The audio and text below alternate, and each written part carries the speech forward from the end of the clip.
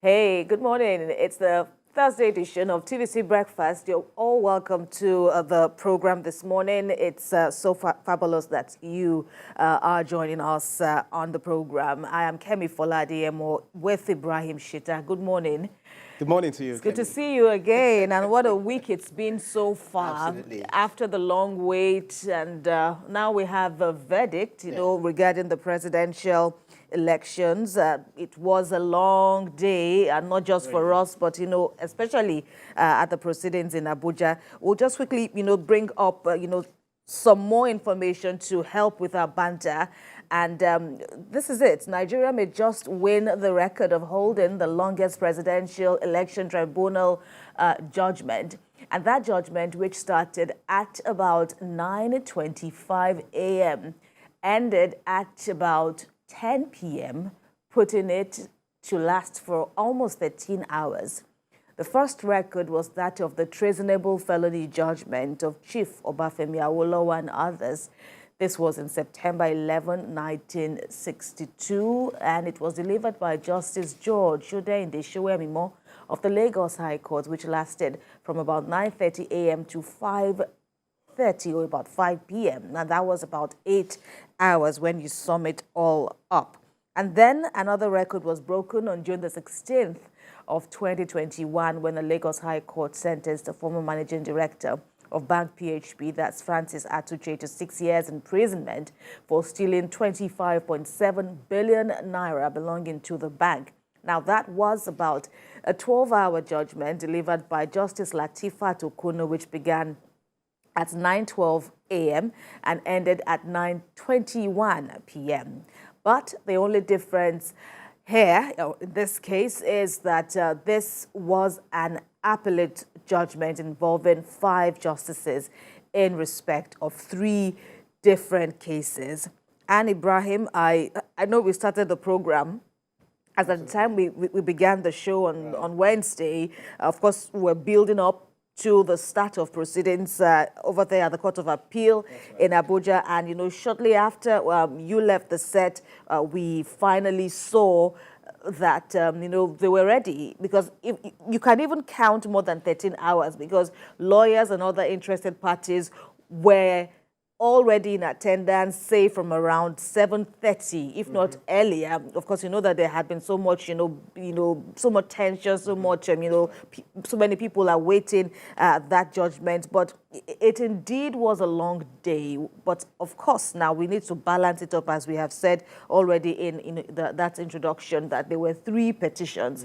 And when you consider the issues raised by the APM, the Allied People's Movement, the Labour Party, and the PDP, that's the People's Democratic Party, it, was a lot, on the plates or in the plates of the 5 justices who were in the presidential election petition tribunal. Absolutely. Yesterday it was just, we felt like it was going to be a bit shorter, but then it turned out to be that we even went to sleep at the point in time. We saw some people even fell asleep. And one thing I took away from there was the fact that we saw the judiciary at its best. We saw the judges, the way they reeled out their judgments, everything they said, all of the things they said. It's very difficult. You can hardly even fault what they said.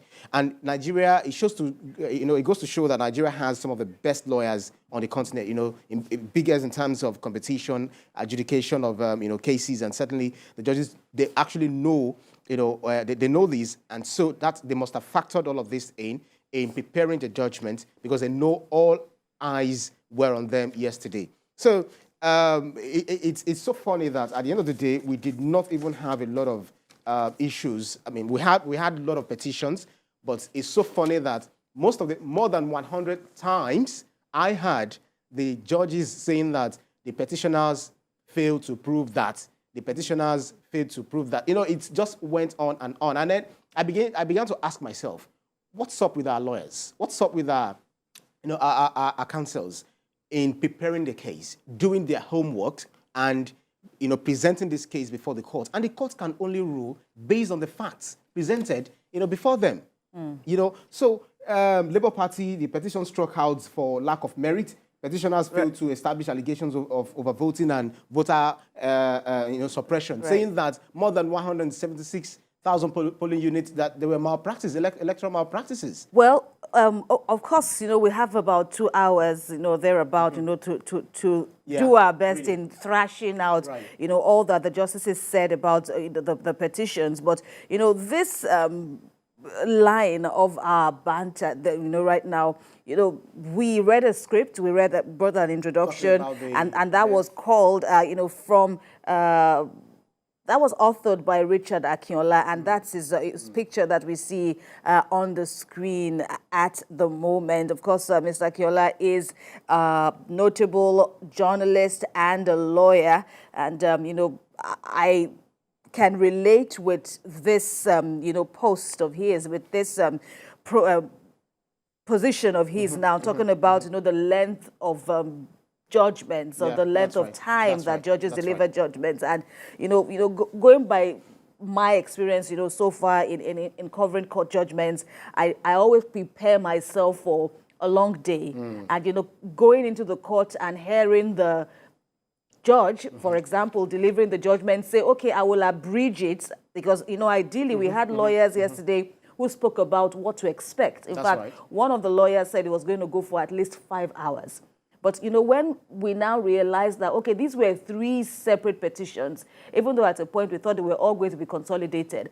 But then the justices, in their wisdom, decided that, what if a party, for example, wants to go on to appeal? How would the person now collect one judgment that pertains to 3 separate petitions? So it's better we give each party, since they already filed individual petitions, it's better we give them judgment on their petition. And each petition also came with, applications, preliminary objections by the respondent. So, and they all had to thrash it out. And of course, when you now look at the fact that election petition, they are bound by time, proceedings are bound by time, they can't take forever. It's about 180 days. That's right. So all the objections, all the applications that were raised during the proceedings, the formal proceedings, the justice or the judge in this case now couldn't have had the time to deliberate and decide on each application. So all of them were deferred to the judgment stage. That's right. So at least from my reckoning, I guess that must have also formed part of the reason why we had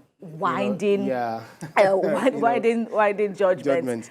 So, some even think that just like you said, the judgment could have been made shorter, and published for judgments. For people to read the judgment. Right. That length of time. We saw that some people even dozed off, and that even also made lots and lots of rounds. Absolutely. So I feel that that shows the grit, it shows the tenacity and of the judges. It was cut across, various people, as in that issue of, journalists, of people dozing off. I probably but they're not would the focus. have. They're not even the focus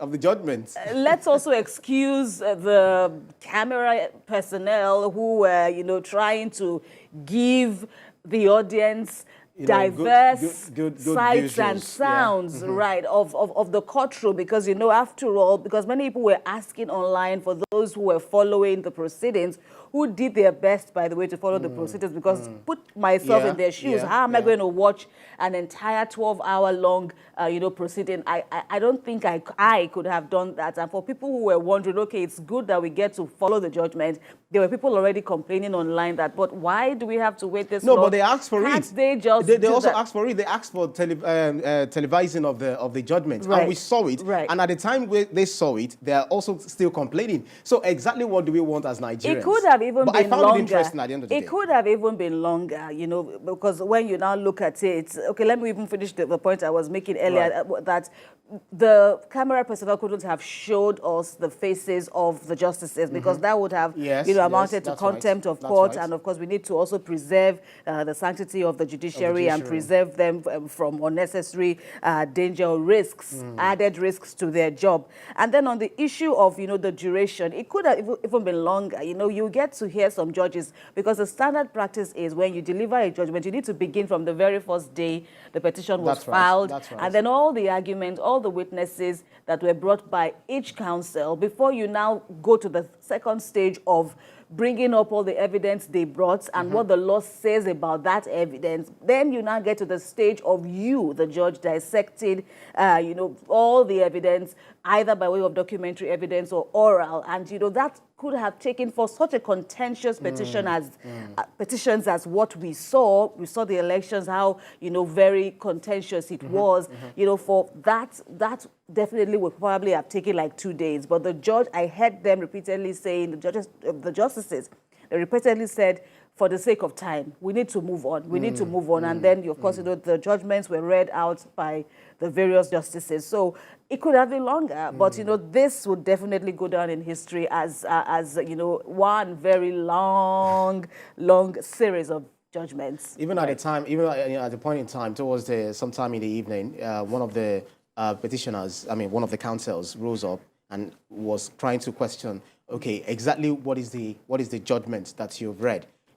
Are you saying you're dismissing the case? And then the judge responded, we have not even finished the judgment, and you're questioning, oh, I'm sorry, my lord. Okay, sit down. I apologize, my lord. So, it shows, it goes to tell you that even though we asked for the televising of this thing, right, some did not get to see the beauty of it. But what I saw yesterday was the fact that, yes, Nigeria is a growing nation. Absolutely. It's, all of that part of the world that we're watching the judgment being read yesterday by the judges would have said, oh, this is beautiful. For those who are intellectual among the observers of this judgment being read yesterday. Right, intellectual setting over the intellectual, all intellectual all the way, even though, of course, the human nature came in from time to time with people succumbing to nature and having to doze off at intervals. I probably would have, most definitely would have.